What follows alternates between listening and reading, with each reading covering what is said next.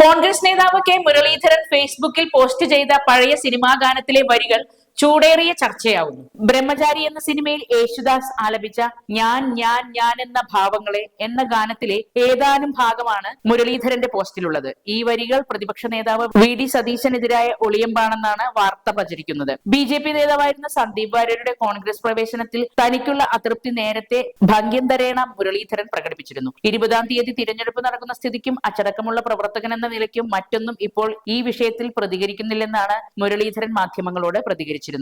സന്ദീപ് വാര്യർ വന്നാലും ഇല്ലെങ്കിലും പാലക്കാട് UDF ജയിക്കുമെന്നും അദ്ദേഹം പറഞ്ഞിരുന്നു. മുരളീധരന്റെ ഫേസ്ബുക്ക് പോസ്റ്റ് അന്തരാർത്ഥം എന്തായാലും വാർത്തകളിൽ നിറഞ്ഞു നിൽക്കുകയാണ്.